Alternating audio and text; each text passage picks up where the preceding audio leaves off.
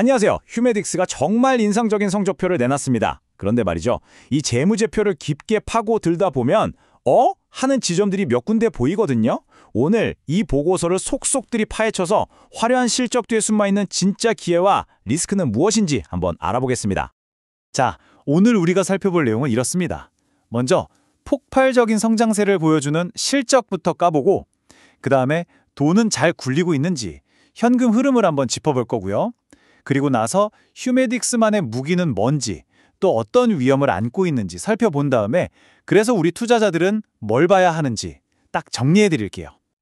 자, 그럼 바로 첫 번째 순서로 넘어가 보죠. 2025년 3분기 실적 분석입니다.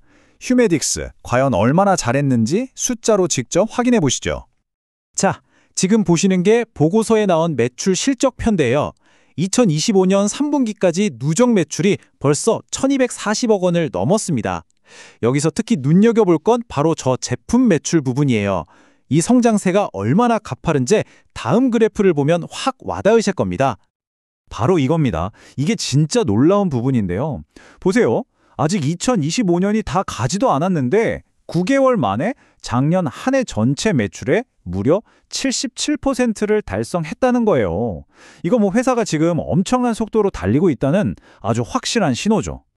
매출의 질도 괜찮아 보입니다. 물론 국내 제품 판매가 성장을 이끌고 있는 건 맞지만 수출이 거의 300억 원에 육박하면서 굉장히 의미 있는 비중을 차지하고 있어요. 이게 중요하죠. 왜냐하면 글로벌 시장으로 뻗어나가고 있다는 건 그만큼 성장 파이프라인이 다각화되고 있다는 뜻이니까요.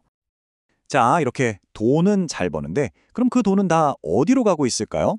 이제 두 번째 파트, 재무 건전성을 한번 들여다보겠습니다.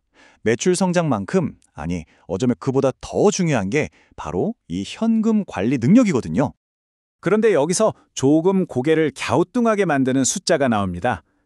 작년 말에 1,100억 원이 넘었던 현금성 자산이 올해 3분기 말에는 650억 원으로 뚝 떨어졌습니다.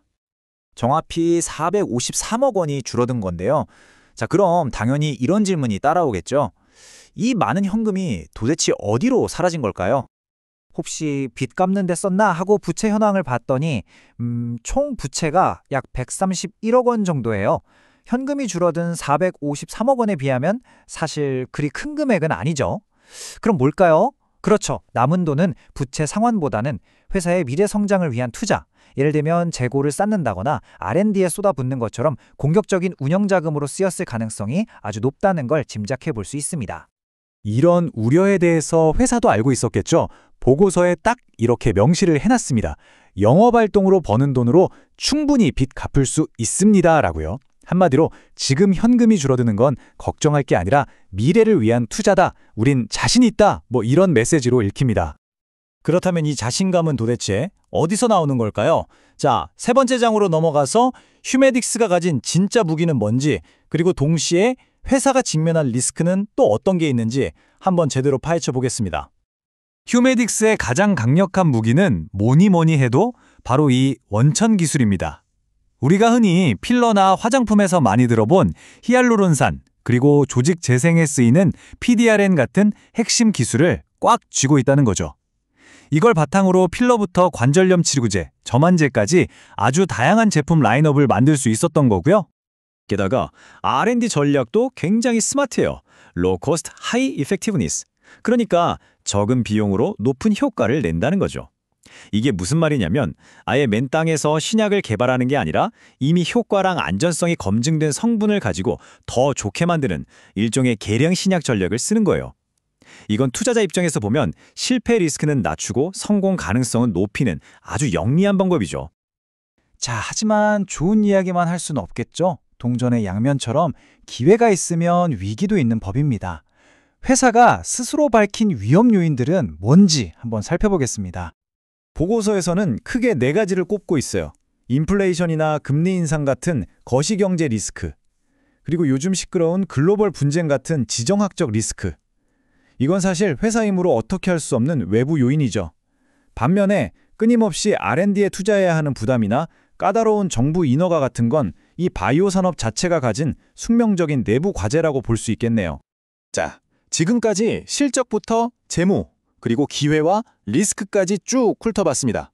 그럼 이제 이걸 다 종합해서 우리 투자자들이 그래서 뭘 기억해야 하는지 핵심만 딱 짚어드릴게요. 투자를 결정하기 전에 이 세 가지는 꼭 기억하셔야 합니다. 첫째, 본업인 제품 판매가 아주 잘 성장하고 있다는 거. 이건 팩트죠. 둘째, 453억 원이나 줄어든 현금. 이게 정말 미래를 위한 똑똑한 투자였는지는 앞으로 계속 지켜봐야 할 부분입니다. 그리고 마지막 셋째, 강력한 기술력이라는 엄청난 기회가 있지만 동시에 외부 경제 상황이라는 만만치 않은 위협도 존재한다는 점. 딱 성장주 투자의 정석 같은 상황이죠. 결국 이 모든 분석은 한 가지 결론으로 이어집니다. 휴메딕스의 미래 가치는 결국 이 R&D 조직도에 있는 연구원들의 손에 달려 있다는 거죠.